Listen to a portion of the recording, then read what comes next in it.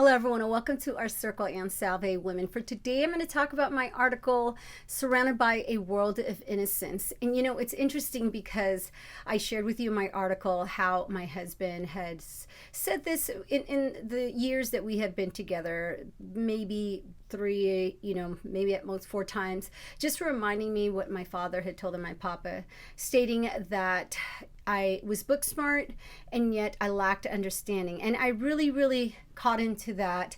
Sometimes it can be biting because you don't want to always accept that there's some imperfections in you, especially when you're talking to your partner. But then I realized that if my papa had stated it and my husband had acknowledged it, that there was definitely some truth into that I had to accept. And I realized that in me, in my naivete, and hopefully I'm always saying that right, but my papa had always protected me. I mean, he definitely was the kind that was very, an old-fashioned term of making sure that the man provided and that he made certain that he really brought up the children in a godly manner and letting us know to find our own truth and so forth of that.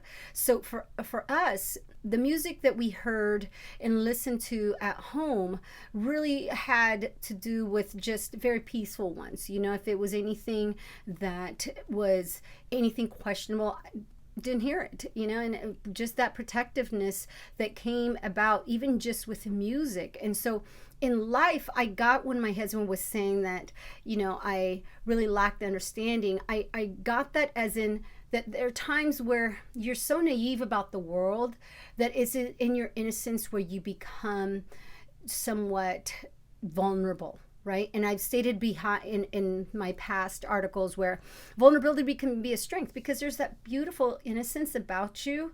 And as long as you know, and then therefore can anticipate that there could be some incoming type of attacks or incoming tests and trials and tribulations, as you become more aware of that, then you grow up with that strength and yet still understanding that you can be vulnerable at the same time.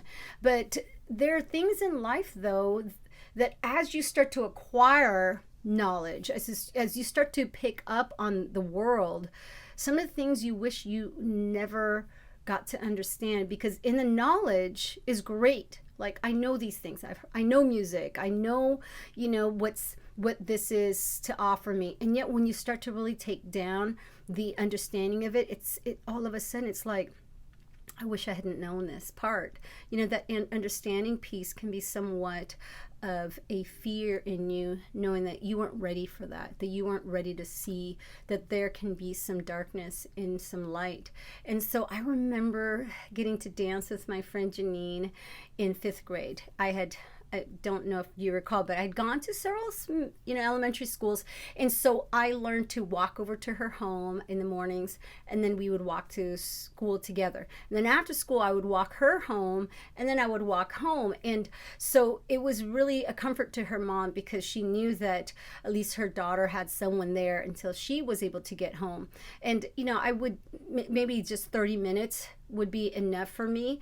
And so I would go to her home and we would just turn on music and we would dance. And I didn't even realize I had no dance moves and she was able to quickly point that out. And then she showed me and I was like, oh my goodness, you can dance to music other than just listen to it.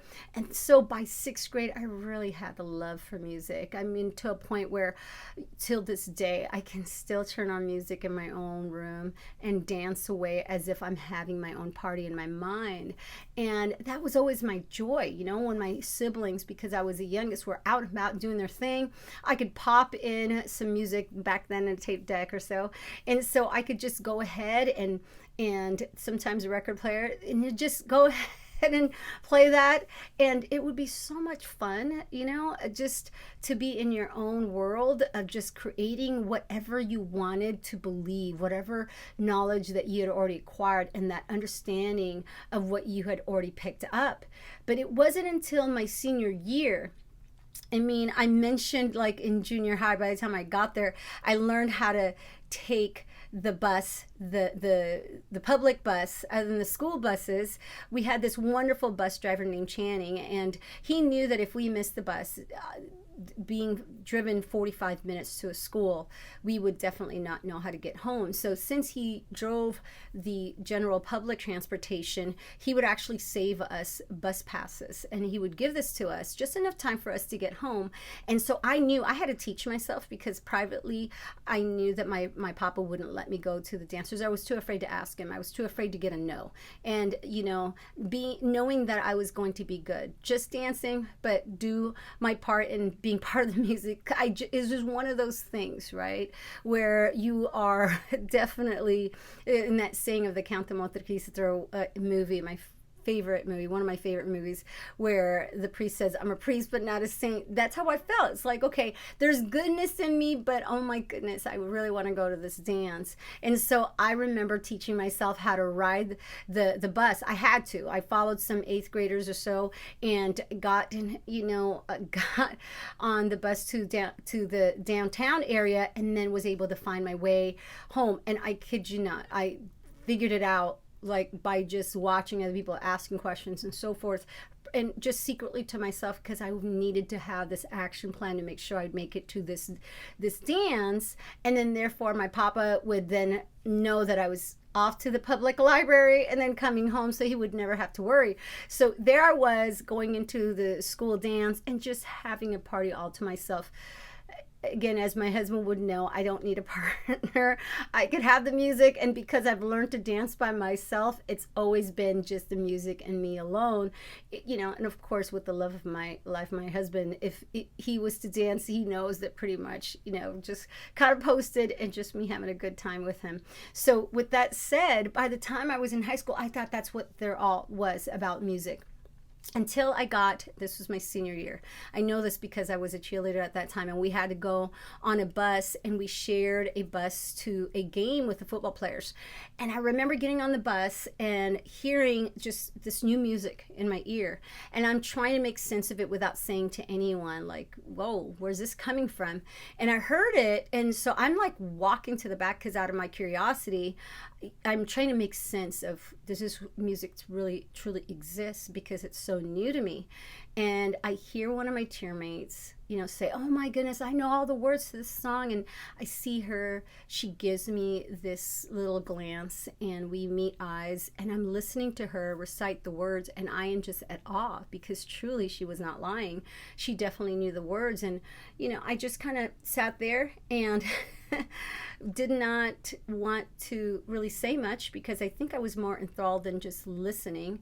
And then I walked back to my seat in the front, and I thought about that, and I was like, oh my goodness, like I never even knew those words existed in such music, because again, my papa had protected me so much. And it also helps when you're having some financial struggles or so, because we really had very humble means that in our home, so we didn't have any exposure to cable, any of that stuff.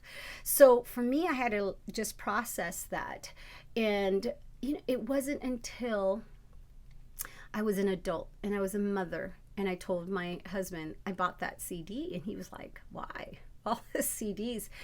And it hit me so many years later, when I really reflected as to why I bought that CD.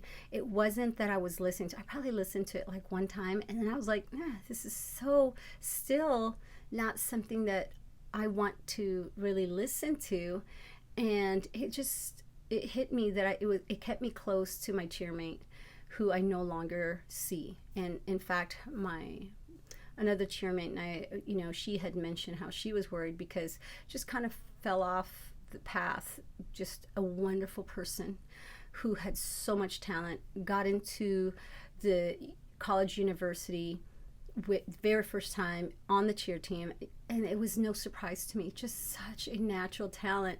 And to only discover that she had veered into a different path, and now we no longer hear of her, perhaps no one has seen of her, you just wonder why. And that is that piece that I speak of in that article, in perhaps in an indirect way, in a more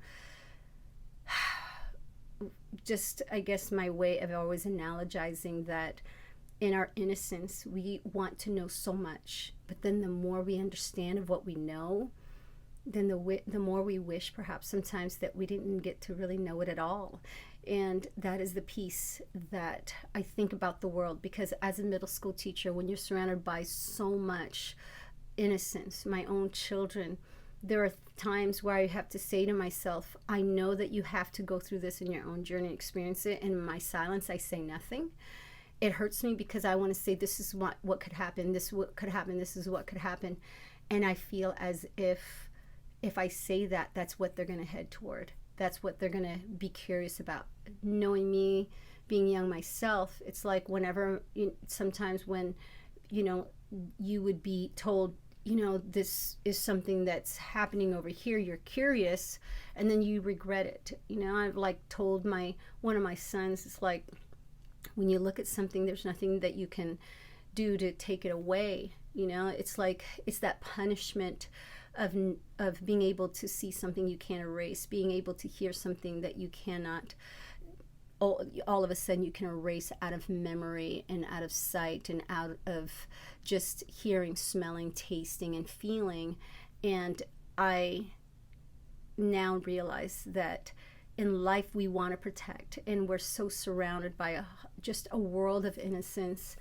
And it is in our acquiring of knowledge that then we have to understand some things that our heart, our mind, our body, and spirit are not always ready to, and will it ever be?